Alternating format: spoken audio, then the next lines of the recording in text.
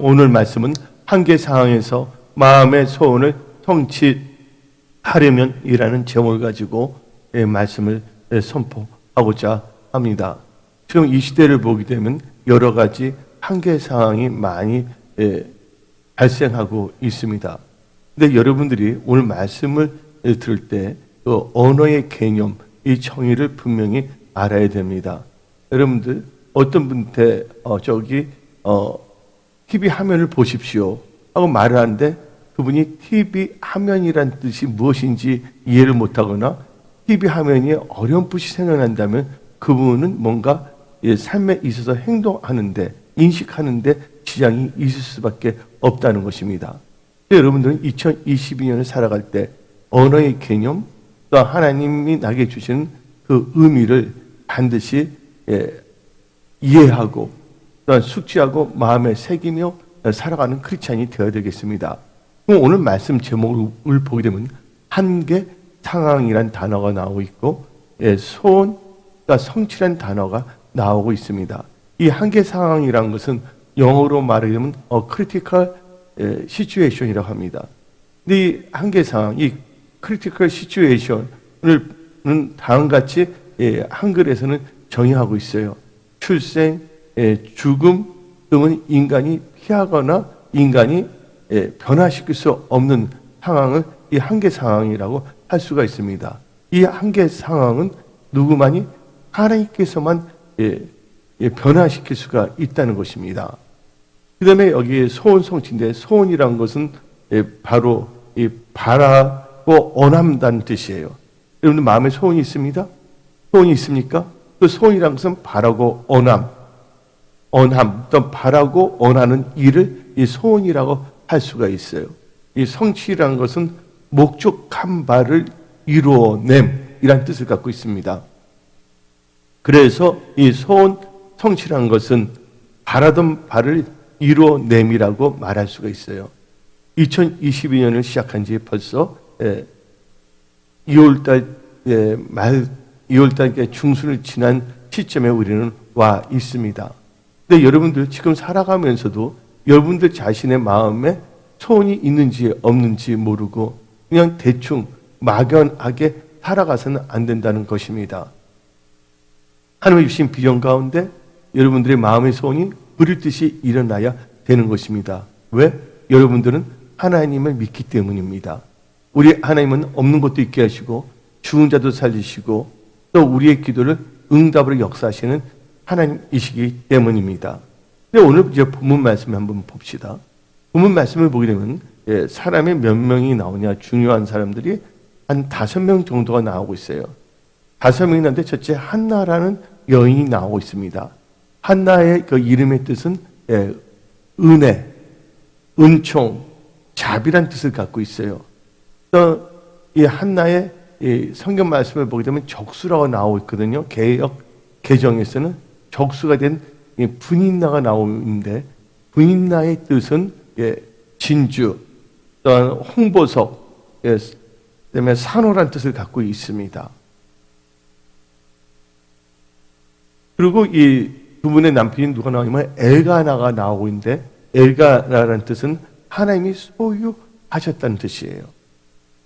그러면서 이제 엘리 제사장이 나오고 있죠.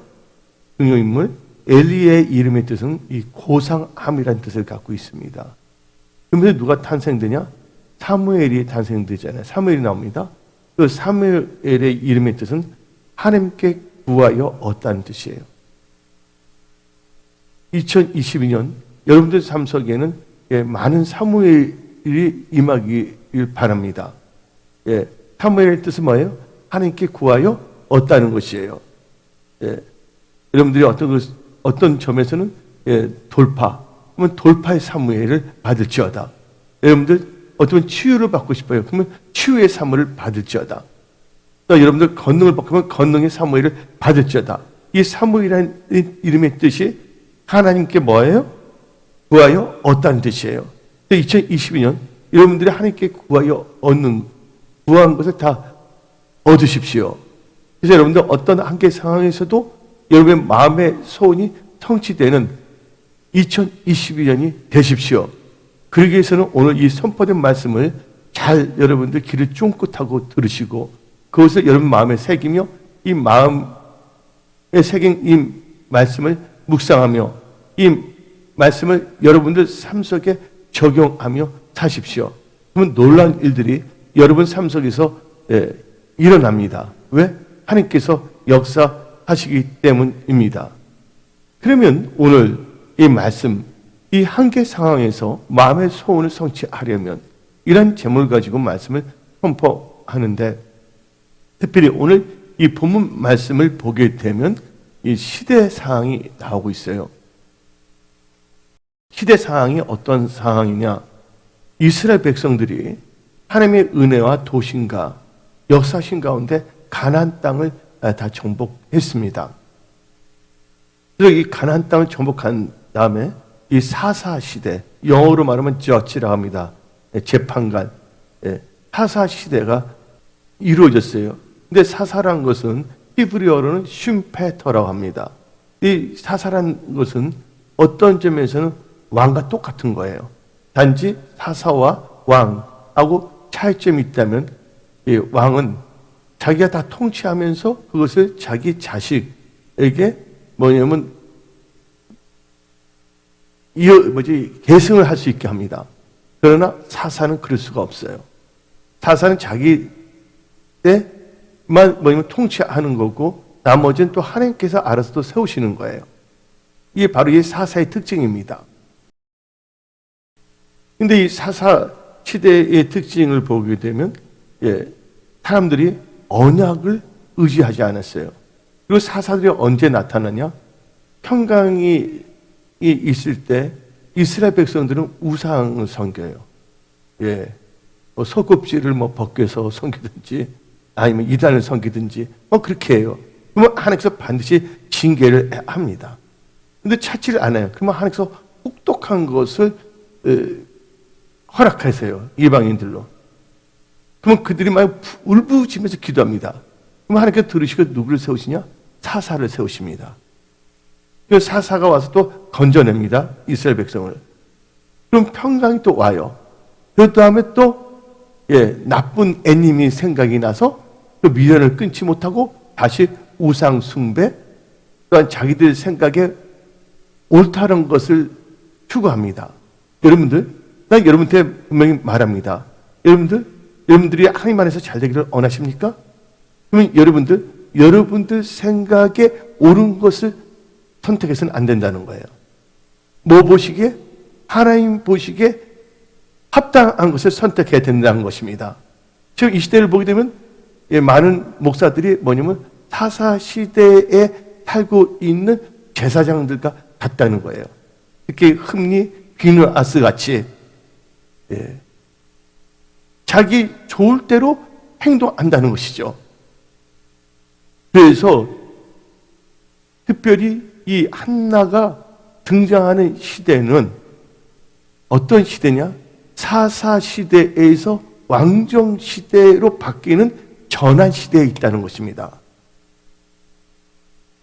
이제 하나님께서는 이 사사 시대 많은 사람들이 하나님의 언약을 따라 나가는 것이 아니라 자기의 생각이 옳다 하면 빡빡 우기면서 나가는 거예요.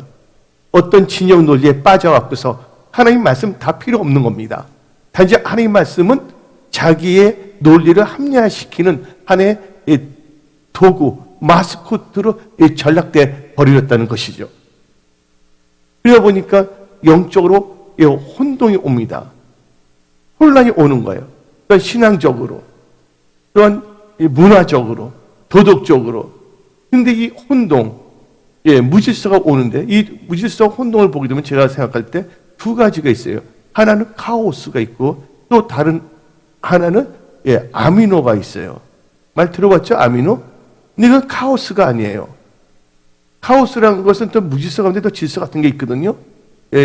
우리 우주를 창조할 때 보게 되면 하나님 뜻 가운데 빅뱅 이런 여러 가지 스트링에서 줄 이론 같은 게 나오고 있는데, 근데 보면 이 카오스가 아닌 어떤 혼동이냐? 아노미 혼동이에요. 아노미, 아주 무질서하고 원칙도 없고 자기 마음대로 하는 이 혼동에 빠졌는데, 지금 이 한국 사회가 그런 시대에 접한 것 같다고 저는 보는 목사 중에 한 명이거든요. 그래서 이 앙정시대를 맞이해야 되는데 그때 누가 나오냐? 사무엘상 1장에 다른 게 나오는 것이 아니라 한나라는 여인이 딱 나오는 거예요. 사사 시대가 끝나고 사무엘상 1장이 시작 때 한나라는 여인이 딱 나오고 있습니다. 근데 한나를 보면서 뭐를 보여주냐? 그때 이 사회가 한계 상황에 이르렀어요. 하나님 있는 백성들이 하나님의 언약이 아니 어떤 진영 논리에 빠져갖고서 엉뚱한 짓을 하고 있다는 것이죠. 이거 아니 무질서한 거죠. 그때 하나님께서는 한나를 통해 갖고서 하나님께서는 한계 상황에서 마음의 손을 성취하는 믿음의 그 원리를 오늘 이 시간에 여러분들 때 보여주고자 하는 것입니다. 이 말씀을 여러분들 읽는다 그러잖아요. 보통 맞아요, 안 맞아요? 근데 말씀을 본다 하는 사람이 있어요. 말씀을 본다는 사람 아니면 리딩 읽는다고 합니까? 말씀 읽는다는데 아모스 선지자는 볼 때 내가 하나님의 말씀을 보았다고 말하고 있어요. 우리 말씀을 선포할 때 여러분들 육신이 돼서 말씀이 육신이 돼서 오신 예수님을 보아야 된다는 것입니다. 예수님을 볼 때 여러분들 향한 그 예수님의 뜻을 깨달을 수 있는 그런 성령 충만한 크리스찬들로 다 일어나십시오. 근데 이 한나를 보게 되면 이 전환 시대에 뭐가 있냐? 한나는 뭐냐면 아기를 낳을 수가 없었습니다. 지금은 보험 시스템이 잘 됐기 때문에 상관이 없지만 이 구약 시대는 이 참 아들이 참 중요한 거예요. 한마디로 하나의 보험 같은 역할도 하고 가문을 계승하기도 하기 때문에 우리나라도 아들 못 낳으면 옛날 조선 시대는 쫓겨나기도 하고 소박받기도 하지 않았습니까? 특별히 우리나라가 남존여비가 강한데 유태인 사회에서도 남존여비가 참 강하던 사회였습니다. 그런데 이 한나는 뭘 할 수가 없었다? 아기를 낳을 수가 없었다. 아기 자기 마음대로 낳을 수 있는 거 아니거든요. 하나님께서 태문을 열어줘야 되는 것입니다. 그러니까 한나는 그런 한계 상황에 처하게 됐어요. 그러나 한나는 뭐를 하지 않았냐? 좌절하거나 낭망하거나 헬세라로 살지 아니했다는 것이에요. 한나는 그 한계 상황 속에서도 누구를 바라보았다? 하나님을 바라보았다는 거예요. 그리고 소원을 가졌다는 거예요. 아들을 꼭 갖겠다는 거. 그 믿음을 통해서 이 소원을 성취하고자 하는 것이 바로 한나의 그 상황입니다. 여러분들 중에 지금 원하는 것이 있습니다. 마음에서. 어떤 분들은 안전, 치유, 가족들. 또 어떤 분은 재정 돌파. 어떤 분은 채무 다 없어지는 거. 또 어떤 분은 좋은 일터, 직장. 여러 가지의 소원들이 있습니다. 근데 여러분들 이 구약을 보게 되면 이 전환 시대는 꼭 뭐냐면 한계 상황의 주인공들을 통해서 이 전환시키는 하나님의 섭리를 알 수가 있는데 여러분들 아브라함이 아니라 아브람과 사례를 보세요. 그냥 일반적인 시대인데 이제 인류 구속사의 시작이 되는 전환점이 누구냐? 아브람이에요. 그래서 아브람을 우리의 뭐라 그럽니까? 믿음의 조상이라고 합니다. 베드로전서 1장 9절은 믿음의 결국은 영원 구원이라고 성경은 말하고 있습니다. 근데 아브람과 사라가 나이가 많았어요. 그들이 뭐예요? 후계 가업을 이을 수 있는 그 계승자가 아들이 없는 거예요. 그러니까 이 사례를 볼 때 뭐가 있습니까? 사례는 한계 상황에 빠진 거예요. 나중에 사례는 아예 못 가질 줄 알아갖고서 인간적인 방법을 통해서 자기의 몸종이던 하갈을 아브라함과 동침하기 위해서 아기를 낳게 합니다. 근데 하갈은 바로 애굽 공주예요, 여러분들. 야살의 책을 보게 되면 자세히 나오고 있는데 사연이 많은 여인입니다, 하갈이. 근데 하갈이 아기를 낳았을 때 누구를 멸시했어요? 사례를 멸시했어요. 마치 한나에겐 누가 옆에 있었어요? 부인나가서 멸시했잖아요. 여러분 마음의 소원이 성취되지 않을 때 주위의 사람들은 여러분들 멸시할 수가 있는 거예요. 아, 너 사업한다는데 뭐게 열매가 없네? 뭐가 없다? 너는 하는 게 뭐가 있냐? 여러 가지로 뭐냐면 격동시키는 게 있을 수가 있다는 거예요.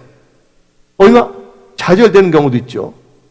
한나는 그 가운데서 믿음을 지켰는데 사라가 인간적인 방법으로 하갈을 통해서 이스마엘이 낳았잖아요. 근데 하나님께서 말씀하셨잖아요. 그것은 너 유업을 받을 자가 아니다. 그래서 창세기 11장 30절을 보게 되면 사례는 임신하지 못함으로 자식이 없었더라. 그런데 이 하갈이 멸시했어요. 근데 하나님께 때가 참에 하나님께서 어떻게 되냐면 아들을 주셨어요. 그 아들 이름이 누굽니까? 이삭이에요. 근데 이 한나 때나 이 사라 때나 뭐예요? 시대적인 전환 시대에 있었다는 거. 근데 한번 생각해 봅시다. 또 구약과 신약으로 갈라지는 전환 시대가 있습니다. 이 구약 시대가 끝나고 신약 세대가 시작된데 신약 시대를 뭐로 시작했냐? 예수님이 이제 초림을 의미하는 거예요. 그때 그것을 준비하는 사람이 누굽니까? 주의 길에 예비하는 사람이 침례 요한이잖아요. 이 전환 시대에 누가 있었냐면 사가라 제사장과 그의 부인 엘리자벳, 영어로 보면 엘리자베스인데 이 엘리자베스 영화 배우로 생각하면 안 돼요. 사가라의 아내 이름이 엘리자베스예요. 근데 이 엘리자베스를 보세요. 그분도 사라처럼 아기가 있었어요? 없었어요? 없었단 말이에요.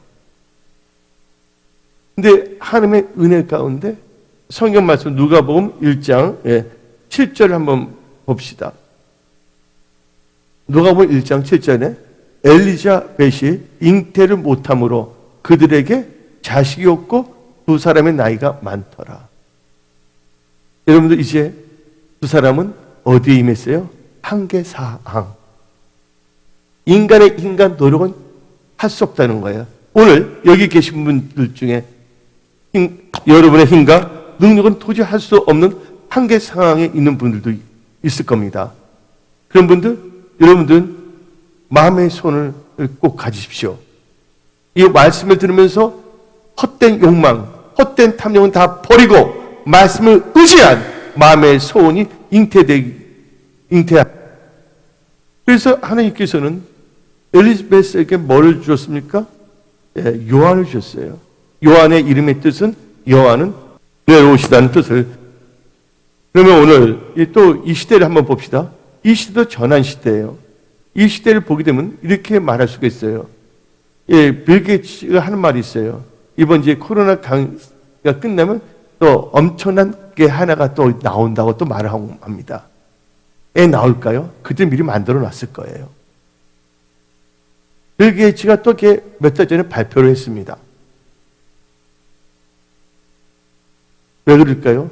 이제 뭐냐면 은혜의 시대에서 천년왕국 시대로 전환되는 시대에 우리는 살고 있다는 것이에요. 근데 은혜 시대는 교회 시대고 이 교회 시대는 성령 시대입니다. 그리고 이제 예수님이 재림하는 하면 천년왕국 시대가 되는데 그 가운데 이 전환점에 우리가 서 있는 것이에요. 그래서 뭐가 나오냐면 노말 시대에서 뉴 노말 시대로 바꿔지는 시점에 있는 거예요. 그래서 메타버스라든지 그다음에 4차 산업, 그다음에 AI, 인공지능 이게 나오고 있지 않습니까?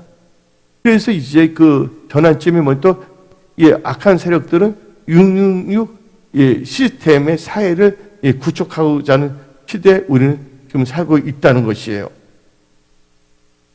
그래서 여러분들 어떤 점에서 변화되는 세상에서 뒤처지거나 또한 지식이 없어서 한마디로 어떤 한계 상황에 빠진 분들도 있을 것입니다.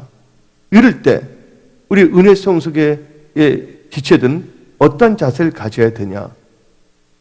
이 한계 상황에서 마음의 소원을 성취하려면 여러분들은 한나 같은 믿음을 가지십시오. 한나의 이름 뜻이 뭐예요? 은총, 은혜거든요. 은혜의 믿음을 꼭 가지십시오. 지금은 아직까지 무슨 시대? 은혜의 시대입니다. 성령의 시대입니다. 성령 하나님은 여러분들 뭐 하시는 하나님? 도우시는 하나님이십니다. 하나님의 도우심을 받는 여러분들이 다 되십시오. 그래서 오늘 한계 상황에서 마음의 소원을 성취하려면이라는 제목을 가지고 말씀을 선포할 때 이 한나를 샘플로 하여 말씀을 선포하고자 합니다. 여러분들 있잖아요. 그 함수 중에서 빌려온다는 거 있잖아요. 그 차용이라고 그러죠. 그래서 한나를 지금 이 시대에 하나님께서는 다시 우리에게 보여주시는 거예요. 그래서 한나에서 한나의 각을 보는 것이 아니라 한나를 통해서 역사하신 하나님이 오늘 이 시간에 나를 통해서 어떻게 역사하는가를 여러분들은 기대하며 들으십시오. 왜 그러냐? 예수님은 어제나 오늘이나 영원히 동일하신 분이시기 때문입니다. 근데 한나를 한번 보십시오. 이 한나를 보게 되면요, 한나는 세상적으로는 부족한 게 전혀 없었습니다. 한나는요, 남편으로부터 사랑을 엄청나게 받았어요. 성경 말씀이 나오고 있습니다. 엘가나가 한나를 사랑했다는 말 나오고 있습니다. 또 이 오늘 본 말씀 사무엘상 1장 1절을 보게 되면 또 이 엘가나는 자기 그 선조들이 4대째 선조들 이름까지 다 기록되는데 한마디로 그 집안은 척추동물 집안이에요. 척추동물 알죠? 뼈에 있는 집안이에요. 유력 있는 집안이에요. 그 다음에 이 엘가나가 어디서 살았냐면 에브라임에 살았는데 그 사사시대에서 앙정시대로 이 전환시대 이 에브라임은요 한마디로 모든 이 부가 있는 지역이었어요. 그러니까 한마디로 이 한나는 남편의 사랑을 받고 또 집안도 유력하고 경제적으로 좋은 상황이었어요. 그 사람들이 부러워한 상황이었습니다. 근데 이 한나에게도 뭐가 있냐? 한계 사항이 있다는 것입니다. 저번 3일 전에 금요철야 기도 때 이틀 전에 말씀을 선포했죠. 나만 장군에 대해서 문제 해결과 소원 성취 역사에 대해서 말씀을 선포했는데 아무리 뭔가 있더라도 사람들마다 다 뭘 갖고 있다? 한계 사항이 있다는 거. 남들에게 말을 못하지만 진짜 뭔가 바라는 것이 있어요. 근데 너무나 그것이 인간적으로 안 된다고 생각하기 때문에 포기하는 자들도 있다는 거예요. 인간이 할 수 없는 것을 누구는 하실 수가 있습니까? 하나님께서는 할 수 있다는 것을 믿으십시오. 여러분들, 아기 낳는 것은 기본이 뭐 100살부터인데 아기가 없다고 자존할 필요가 없다는 것이에요, 여러분들. 하나님께서 모든 것이 가능합니다. 그래서 근데 우리나라 말씀에는 누가복음 1장 30절 되죠? 하나님 말씀에 능치 못함이 없다고 말하고 있는데 영어로 보게 되면 with God all things are possible 해서 모든 것이 가능하다는 거예요. 여러분들 모든 것이 가능하다는 것을 믿습니까? 예수님 안에서 하나님과 함께 한다면 그게 탐욕이 아닌 진짜 여러분들이 가급하게 필요한 거 하나님 나라와 의를 구하면서 영광을 돌릴 걸 안다면 하나님께서는 포기하지 않는 자에겐 그 소원이 성취되도록 역사하신다는 것을 여러분들은 다 믿으십시오. 여러분들 한나는 그 아기가 없는데 어떤 아기가 많은데 이 구약 시대를 보게 되면 아들이 없다는 것은 한마디로 비참한 겁니다. 그 당시엔 보험이 없었기 때문에 아들이 씨앗이 있다는 것은 뭐냐면 보험도 될 수가 있고 가게를 유지될 수가 있고 애기 못 낳으면 또 이렇게 미갈 보세요. 해가 막혔잖아요. 비참하게 됐잖아요. 구약은 그렇습니다. 그 대표적인 케이스가 여러분들 다말이라고 아세요? 다말? 여러분들 야곱의 12아들 중에 한 명이 누구 유다잖아요. 근데 유다의 첫째 아들이 엘이라는 장자가 있었어요. 근데 엘이 결혼했는데 엘에게 누가 시집왔냐면 다말. 다말은 유다의 며느리였어요. 근데 유태인이 그 언약, 율법을 보게 되면 근데 엘이 하나님 보시기 악하기 때문에 하나님께서 쳐버렸어요. 근데 죽었단 말이에요. 그 다음에 아들 보고서 뭉침을 하게 합니다. 다말하고. 왜냐면 그 씨앗을 얻기 위해서. 이게 유태인의 법칙입니다. 근데 그 둘째가 악하게 했기 때문에 둘째도 죽여버렸어요. 그러니까 유다는 그렇게 아들이 있는데 줬다가 또 죽을까 봐서 아예 안 하는 거예요. 누가 보면 유다가 하나님 말씀을 어긴 거거든요. 그러니까 다말이 혼자 생각하다가 머리를 썩어서 어떤 지역에서 견장을 한 거예요.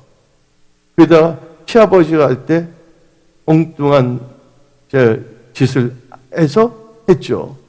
그때 이제 그 증거물을 갖고 있었잖아요. 나중에 이제 그 다말이 임신하니까 그 유다가 이 돌을 쳐서 죽이겠다 그랬잖아요. 그때 뭘 딱 보여줍니까? 유다의 그 물품을 딱 보여주는 순간 아무 말 못하잖아요. 그래서 이 다말이 임신을 했는데 쌍둥이를 임신했어요. 그 아들이 헤라와 베레스예요. 근데 산파가 갔을 때 세라가 먼저 나오라고 하니까 그때 홍시를 딱 집어넣었잖아요. 근데 이 베레스가 뭐합니까? 좌절하지 아니고 탁 먼저 튀쳐나왔어요. 그래서 이 베레스가 히브리어로 말하면 파라치예요. 파라치란 뜻은 한글로 번역한다면 돌파입니다. 오늘 여기 계신 분 중에서 여러분 삶에 돌파하기를 원하시는 분들은 아멘 하십시오. 예. 뭐 나쁜 데서도 잘 되는 돌파도 있지만 좋은 데서 또 한계 상황에서 여기까지 우리는 성장이 멈췄나 하는데 더 성장하고자 돌파하는 분들, 여러분들의 돌파의 그 기름 부음이 임할지어다. 그러면 여러분들 이 한계 상황에서 마음의 소원을 성취하려면 이런 점을 가지고 이 말씀을 선포하는데 한나를 보십시오. 한나는 진짜 뭐 한계 상황에 있었지만 절대로 그는 믿음을 버리지 아니했다는 거예요. 첫 번째 단계로 여러분들이 한계 상황에서 마음의 소원을 성취하려면 은혜 성소계의 5대 핵심 믿음이 있습니다. 근데 한나는 바로 은혜 성소계의 그 FGBC 5대 핵심 믿음을 갖고 있었다는 거예요. 그래서 여러분들 어떤 상황 속에서도 한계 상황에서 여러분들 믿음을 잃어버려서는 안 된다는 거예요. 믿음이 하나의 뭐냐면 시발점이 될 수가 있다는 거예요. 믿음을 통해서 역사가 일어납니다. 혈루증 여인이 뭐예요? 예수님의 옷자락만 만져도 나을 것을 믿었기 때문에 그게 뭐예요? 그게 근거가 돼서 하나님의 능력이 임한 거예요. 그러면 여러분들 어떤 상황에서도 여러분들은요 지금 한계 상황에서 뭔가 사무에 내 구한 것이 없다고 원망하거나 불평해서는 안 된다는 거예요. 그럴 때일수록 여러분들은 5대 핵심 믿음으로 여러분들은 무장해야 됩니다. 은혜 성숙의 5대 핵심 믿음이 뭡니까? 첫째가 하나님 중심, 두 번째가 언약 말씀 중심, 세 번째가 교회 은혜 성숙의 중심, 네 번째가 예배 중심, 다섯 번째 기도 전도 중심인데 이 한나는 그 한계 상황에서 부인나로부터 온갖 괴로움을 당했음에도 불구하고 뒤로 물러서지 않고 이 5대 핵심 믿음을 가졌다는 거예요. 한번 볼까요? 사무엘상 1장 3절 한번 읽어봅시다. 이 사람이 매년 자기 성읍에서 나와서 실로에 올라가서 만군의 여호와께 예배하며 제사를 드렸는데 엘리의 두 아들 흠니와 비누아스가 여호와의 제사장으로 거기에 있었더라. 7절 읽어봅시다. 7절 매년 한나가 여호와의 집에 올라갈 때마다 남편이 그같이 하매. 그렇죠? 10절 읽어봅시다. 10절 한나가 마음이 괴로워서 여호와께 기도하고 통곡하며. 그럼 여기서 보게 되면 사무엘상 1장 3절을 넣어놓으면 여호와 하나님이 나옵니다. 하나님이 중심입니다. 하나님 중심입니다. 실로란 단어가 나옵니다. 실로가 뭡니까? 그들의 실로에 갔다는 것은 실로에 뭐가 있기 때문이에요?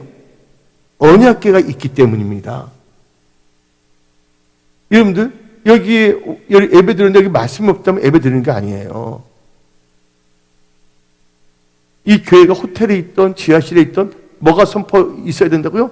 언약 말씀 선포가 있어야 된다는 거예요. 언약궤가 있어야 된다는 거예요. 그래서 이 하나는 첫째가 하나님 중심이고 두 번째는 바로 언약 중심이에요. 매년 실로로 갔다 그랬습니다. 세 번째 뭡니까? 교회 중심. 7절에 하나님 집에 올라가 매년마다. 그 다음에 네 번째 뭐냐? 예배 드렸다. 여호와께 예배 드렸다. 예배 중심. 그리고 10절에 기도하며. 5대 10절에 뭐냐? 기도 전에 기도했다는 거. 이 5가지를 갖고 있었다는 겁니다. 두 번째로 첫 번째 5대 핵심으로 무장해야 됩니다. 안 된다고 원망하거나 남을 비방하거나 자살해서는 안 된다는 거야. 힘들 때일수록 뭐 해야 된다고요? 5대 핵심 믿음이 필요한다는 거예요.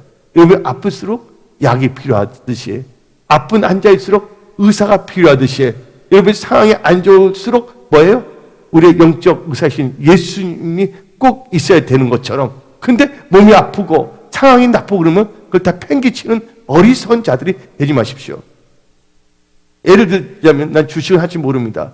주식할 때 보면 꽉 모이면 가격이 올라갈 때 사는 사람이 있고 떨어지면 그때 파는 사람이 있어요.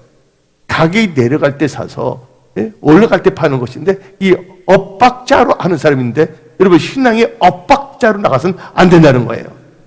하나님의 그 역사하심은 이른비 늦은비 일정하시다고 성경은 나와 있다는 것입니다.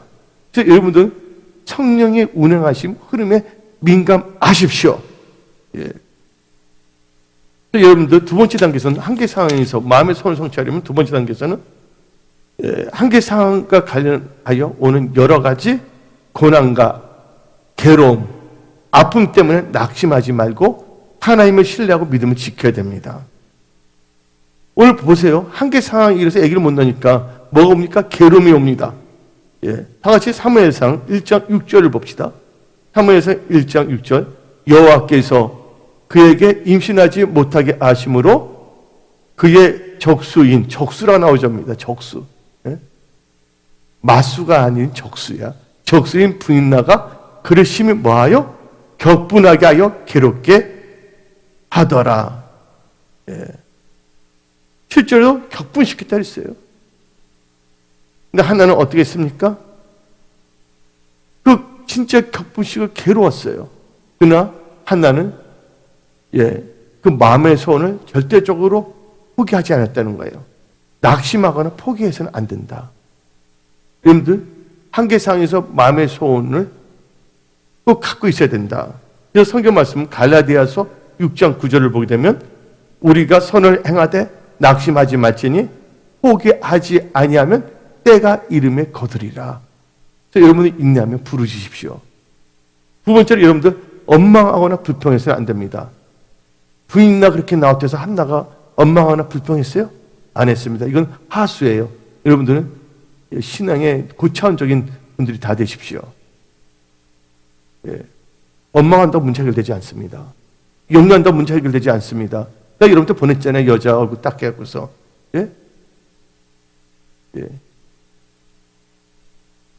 염려할 시간에 기도하십시오. 염려를 취미로 삼지 말고 기도를 취미로 삼으십시오. 원망은 불평해서는 안 됩니다. 또 고린도전서 10장 10절 11절은 우리에게 말합니다. 그들 가운데 어떤 사람들이 원망하다가 멸망시키는 자에게 멸망하였나니 너희는 그들과 같이 원망하지 말라. 그들에게 일어난 이런 본보기가 되고 또한 말세를 만난 우리를 깨우치기 위하여 기록되었니라. 한나처럼 여러분들 원망 불평해서는 안 됩니다. 그리고 뭘 해야 되냐? 하나님을 신뢰해야 됩니다. 하나님께서는 감당하지 않는 시험을 주시지 않는다는 거, 피할 길도 주신다는 거, 하나는 그거 절대적으로 하나님을 신뢰했다는 겁니다. 고린도전서 10장 13절은 우리에게 말하고 있습니다. 사람이 감당할 시험 밖에는 너희가 당한 것이 없나니 오직 하나님은 미쁘사 너희가 감당하지 못할 시험 당함을 허락하지 아니하시고 시험 당할 즈음에 또한 피할 길을 내사 너희로 능히 감당하게 하시니라. 하나는 감당한다는 겁니다. 그리고 끝까지 뭐 해야 되냐? 이런 상황이 오니까, 부인나 보기 싫어. 뛰쳐나오고 싶어. 어떤 분도 교회는 오고 싶은데, 자기가 싫어하는 사람이 있어요. 그 사람 때문에 못 나오겠다는 거예요. 전화 걸어갖고서. 어느 교회에서는 그래요. 우리 교회는 그런 분이 없는데. 예? 이 하나는 부인나 보고 뛰쳐나가지 않았다는 거예요. 여러분들 사람을 보게 되면 넘어질 수밖에 없다는 거예요. 그래서 여러분들 하나님을 보고 믿음을 지키셔야 됩니다. 그래서 히브리서 10장 36절부터 39절 다 같이 읽어봅시다. 너에게 인내가 필요함은 너희가 하나님의 뜻을 행한 후에 이 약속하신 것을 받기 위함이라. 잠시 잠깐 후면 오시리니 지체하지 아니하시리라. 나의 의인은 믿음으로 말미암아 살리라. 또한 뒤로 물러가면 내 마음이 그를 기뻐하지 아니하리라 하셨느니라. 우리는 뒤로 멸망할 자가 아니요 오직 영혼을 구원함에 이르는 믿음을 가진지니라. 꼭 여러분 믿음을 지키십시오. 세 번째는 여러분들 이 한계 상황에서 믿음의 손을 성취하려면 세 번째 단계는 이 시대와 관련하여 우리가 살고 있는 이 시대와 관련하여 나를 향한 하나님의 뜻과 생각을 이해하고 알아야 됩니다. 왜냐하면 한나는 그걸 알았기 때문에 극복할 수 있는 거예요. 그래서 여러분들 이 시대와 관련되어 있다고 내가 처음부터 말씀을 선포했는데, 그래서 여러분들 이 시대를 살아갈 때 여러분들은요, 여러분을 향한 하나님의 뜻과 생각이 무엇인지를 여러분들이 알고 이해해야 됩니다.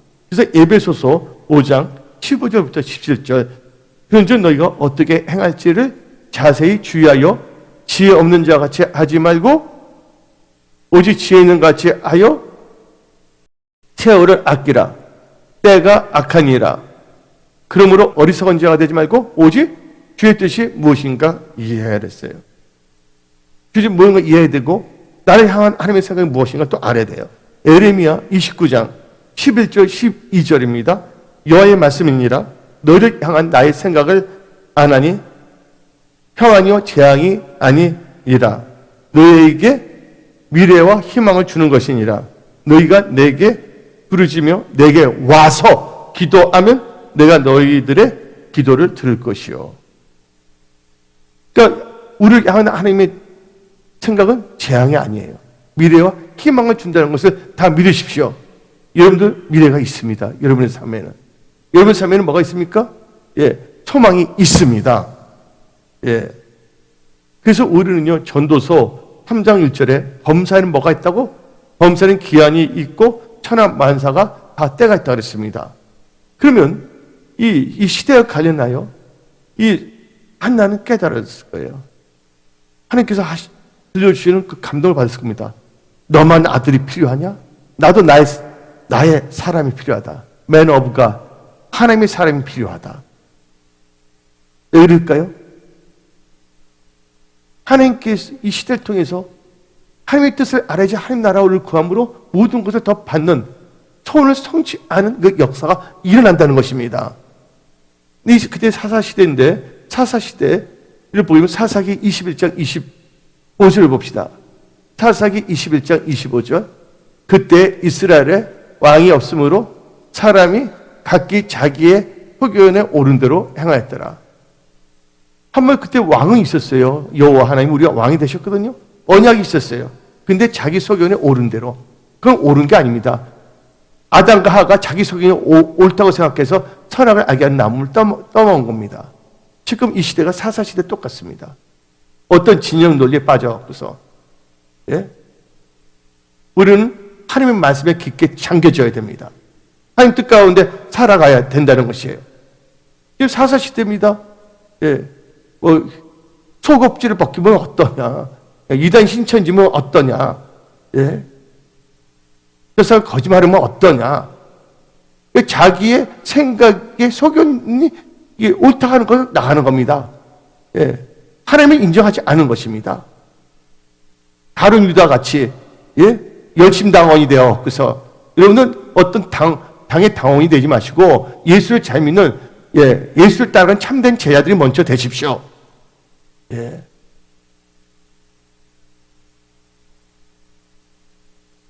그래서 그들은 상관이 없어요. 자기 생각대로 말합니다.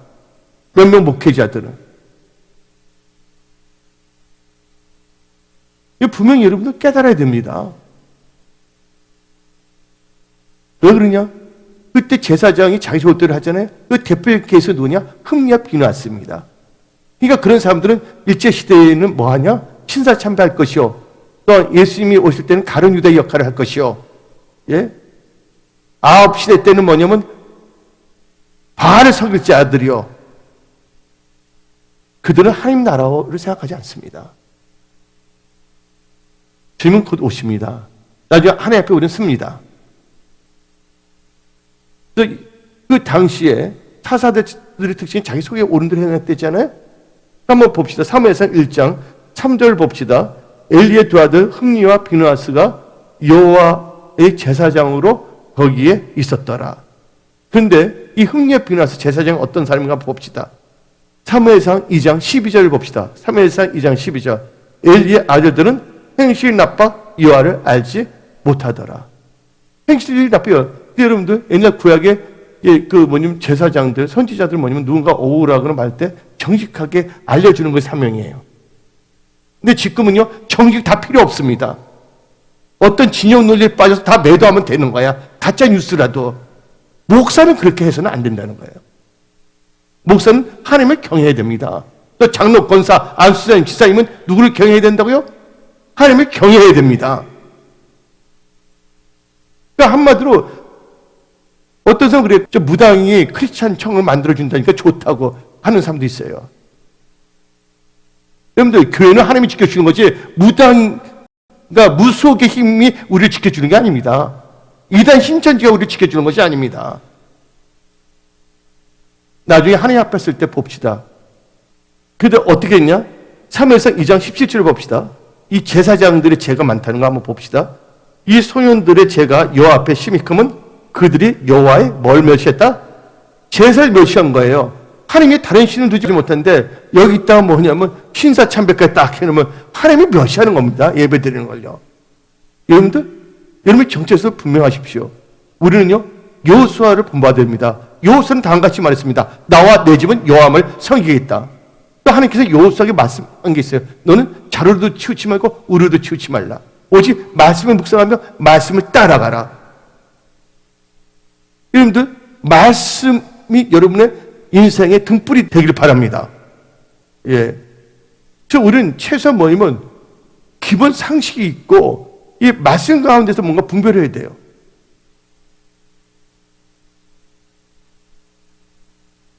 그래서 여러분 이 시대를 잘 분별해야 돼요. 제가 아는 분이 있어요. 김초로 회장이라 명성 그룹이 있었어요. 근데 그분 하나님을 잘 믿었어요. 그분 시대를 잘 봤어요. 처음에 뭐냐면 이제 가발 같은 거 해서 나라가 일어난다. 그 다음에 뭐냐면 이제 중등붐이 일어난다. 그 다음에 뭐냐면 이제 콘도미니엄까지 있어요. 근데 콘도미니엄 그때 우리나라 주식시대가 아닌데 그 다음에는 뭐가 일어나냐면 주식시대가 시대를 다 구별하고 분별했다는 거예요. 여러분들, 이 시대를 향한 하나님의 뜻과 이 시대의 흐름을 여러분들 다 파악해야 됩니다. 그러니까 그 성균관대학교 안유아 교수는 사업을 하거나 뭔가 이 비즈니스 사람이 시대를 알지 못하고서는 사업을 할 수가 없다는 것입니다. 대표적인 케이스가 누구냐? 여러분들 세한 리더입니다. 이병철 회장의 둘째 아들 있잖아요. 그분이 뭐냐면 우리가 아주 20년 전에 뭐냐면 비디오가 있는데 파란 비디오, 빨간 비디오 이런 게 나와 있잖아요. 어린애들은 파란 비디오만 보라고. 근데 그들이 뭐냐면 완전히 뭐냐면 올인해 버렸습니다. 그래서 뭐냐면 공장을 크게 했어요. 비디오 테이프를 만들기 위해서. 근데 그걸 딱 만들 뭐가 딱 나왔어요? 이제 테이프 시대에서 뭐가 나옵니까? 디스켓이 나왔어요. 디스켓 다음에 뭐가 나옵니까? CD가 나오잖아요. 지금 이거 갖고 다니는 거 하는 건 뭐라 그러죠? USB가 나왔어요. 이 시대를 분별하지 않으면 안 된다는 거예요. 시대를 분별하지 않고 하나님 뜻을 알지 못한다면 어떻게 했습니까? 목사들이 엘리야 아주 흠yap에서 지옥 갈 수밖에 없다는 것입니다. 우리는 주님 오시기를 학수하고자 하는 교회입니다. 그리고 우리 교회는 성경적인 교회입니다. 그래서 여러분들, 네 번째 단계로는 여러분들의 마음의 소원이 성취되려면 내 중심의 기도가 하나님 나라와 의를 구하는 기도로 변화되어야 됩니다. 여러분들 청교들 보십시오. 청교들도 집이 필요해 안 필요해요? 이사 갔기 때문에 필요했는데 뭐부터 지었어요? 교회부터 지었다는 거예요. 집을 지었는데 그걸 교회로 정했어요. 그러면 한나 보십시오. 한나 아들이 필요해요. 근데 하나님이 뭘 필요합니까? 하나님의 사람이 필요한 거예요. 그러니까 기도할 때 안전이 바뀌어집니다. 똑같은 집을 구하더라도 아들 구하더라도 먼저 하나님 나라와 의를 구하는 기도로 변화됩니다. 또 사무엘상 1장 11절 12절을 봅시다. 소원하여 이르되 만군의 여호와여 만일 주의 여종의 고통을 돌보시고 나를 기억하사 주의 여종을 잊지 아니하시고 주의 여종에게 아들을 주시면 내가 그의 평생에 그를 여호와께 드리고 삭도를 그의 머리에 대지 아니하겠나이다 하고 하나님 나라와 의를 구하는 기도로 변화가 됐습니다. 근데 그렇게 기도를 했는데 그러면 꼭 이상한 오해 소지가 꼭 생깁니다. 한계상에서 마음에서 성취하려면 오비이락으로 오해받아 하나님의 종에게 오해를 꼭 풀어야 할 때는 여러분들 성내지 말고 담담하게 자초지종을 설명해야 됩니다. 여러분들 오늘 보니까 이 한나가 뭡니까? 기도를 많이 하다니까 성령에 취했어요. 그러니까 말을 안 하고 막 기도하는데 한번 읽어봅시다. 사무엘상 1장 12절부터 13절 그가 여호와 앞에 오래 기도한 동안에 엘리가 그의 입을 주목한즉 한나가 속으로 말하며 입술만 움직이고 음성은 들리지 아니하므로 엘리는 그가 취한 줄로 생각한지라. 오해할 수가 있잖아요. 술 취할 때는 입술만 움직이니까 말을 안 하니까. 14절 봅시다. 엘리가 그에게 이르되 너가 언제까지 취하려 있겠느냐 포도주를 끊으려 하니 그때 분명히 말합니다. 담담하게 자초지종 말합니다. 15절 읽어봅시다. 한나가 대답하여 이르되 내 주여 그렇지 아니하니이다. 나는 마음이 슬픈 여자라. 포도주나 독주를 마신 것이 아니요 여호와 앞에 내 심정을 흥한 것이오니 당신의 여정을 악한 여자로 여기지 마옵소서. 여러분 저 보세요. 이제 자초지종을 다 설명했잖아요. 그렇죠? 그런데 보면 하나님께서 합력해서 선을 이루게 하십니다. 그러니까 하나는 흥한 거예요. 오비라고 할 때 모아시 목사님이 그랬거든요. 모아시 목사가 되기 전에 사고를 했어요. 근데 어느 날 뭐냐면 모나미 볼펜 같은 거 하얀 걸 입에 딱 물고 있는데 어떤 권사님이 지나가다 모아시 목사 보니까 어떻게 되냐면 담배 핀다고 소문을 내버렸어요. 멀리 보니까 담배 같이 보이니까. 그러니까 모아시 목사가 열이 받친 거예요. 담배를 피자 아버지가 불러서 너 담배 폈지? 담배 피지 막 하니까 열을 받은 거예요. 막 그게 막 화를 내고 막 불을 냈더니 되는 사람이 안 되는 거예요. 근데 다시 하나님 뜻 가운데 자초지종 다 설명하고 용서했더니 다시 사업이 더 잘 됐어요. 나중에 이제 목사가 되셨는데 뭐 하실 목사님이에요. 이 자초지종 말할 때 어떻게 합니까? 하나님 그 엘리 제사장을 통해서 또 역사하십니다. 어떻게 하냐? 사무엘상 1장 17절 봅시다. 17절 18절 엘리가 대답하여 이르되 평안히 가라. 이스라엘의 하나님이 너가 기도하여 구한 것을 허락하시기를 원하노라. 18절 이르되 당신의 여종이 당신께 은혜 있기를 원하나이다 하고 가서 먹고 얼굴엔 다시 근심빛이 없더라. 여러분들 우리 오해할 때 여러분 대적하거나 뛰쳐나가면 본인만 손해입니다. 정말 알아드십니까? 좋은 일이 있으면 꼭 뭔가 이상한 게 끼는데 그때 여러분 크리스찬으로서 믿음으로 잘 나가는 승리하는 크리스찬들이 다 되십시오. 그 다음에 여러분들 이 한계상에서 보고 마음의 성을 성취하려면 하나님께 한 서운한 것은 갚아야 합니다. 다 같이 전도서 5장 4절부터 6절입니다. 너가 하나님께 서운하였거든 갚기를 더디게 하지 말라. 하나님은 음행한 자를 기뻐하지 아니하시나니 서운한 것을 갚으라. 서운하고 갚지 아니한 것보다 서운하지 아니한 것이 더 나으니 너 입으로 너 육체가 범죄하게 하지 말라. 천사 앞에서 내가 서운한 것이 실수라고 말하지 말라. 어찌 하나님께서 너 목소리를 말미암아 진노하사 너 손으로 한 것을 멸시하게 하랴. 이제 아들을 얻었는데 하나님께 서운을 갚게 되면 나한테 해로운 것이 아니야 생각하는데 해로울 줄을 갚아야 된다는 거예요. 근데 해로운 게 아닙니다. 근데 시편 15편 4절을 봅시다. 그의 눈은 망령된 자를 멸시하여 여호와를 두려워하는 자를 존다며 그의 마음에 서운한 것은 해로울지라도 변하지 아니하며. 그래서 이 한나가 어떻게 했습니까? 사무엘을 이제 받았잖아요. 근데 젖을 뗄 때까지 양육을 잘했어요. 젖을 떼자마자 하게 하신 거예요. 그러니까 젖을 떼면 보통 3살 정도가 되거든요. 3살 때 이 사무엘을 데리고 바칩니다. 사무엘이 얼마나 양육을 잘했든지 어떻게 아십니까? 성경 말씀 28절을 봅시다. 사무엘이 어떠면 그가 거기서 여호와께 경배하니라. 3살 좀 지난 아이가 하나님을 경배한다는 거예요. 나 애들 중에 그런 애들 봤거든요. 그럼 한나는 다 바치니까 아무것도 없는 것 같죠? 아닙니다. 결국 하나님께서 5명의 그 구하는 거 있잖아요. 소원 성취를 5배로 주셔버렸어요. 성경 말씀 한번 볼까요? 사무엘상 2장을 봅시다. 2장 18절부터 21절까지. 사무엘은 어렸을 때 세마포 에봇을 입고 여 앞에서 섬겼더라. 그의 어머니가 매년 드리는 제사를 드리러 그의 남편과 함께 올라갈 때마다 작은 겉옷을 지어다 그에게 주었더니, 한나는요 매년 올라가는데 불평하지 않았어요. 오죽했는데 근데 감동을 준 거예요. 엘리에게. 20절.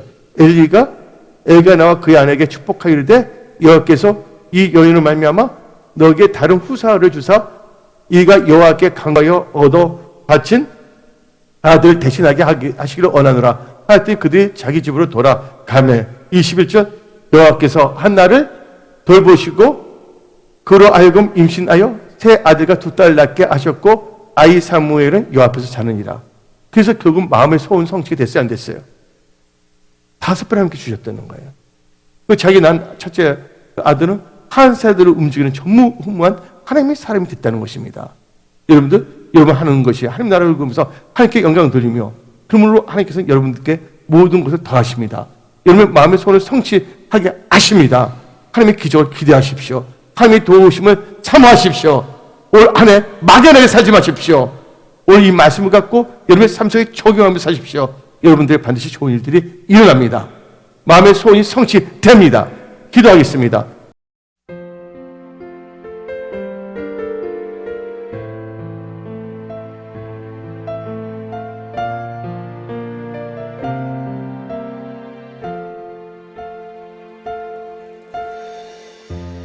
나를 사랑하시는 주 나의 마음을 드려요 사랑으로 영광으로 주님의 긍휼로 채워주소서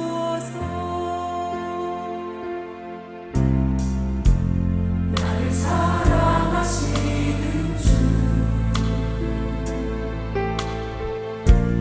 나의 마음을 드려요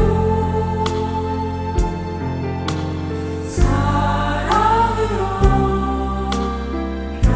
영광으로 주님의 긍휼로 채워주소서 나의 상한 심령을 치유하시는 주님 예수님 나를 안아주소서 천국의 기쁨으로 내 맘을 채워주신 주님은 나의 모든 것 나를 사랑하시는 주 나의 마음을 드려요 사랑으로 영광으로 주님의 긍휼로 채워주소서 나의 상한 심령을 치유하시는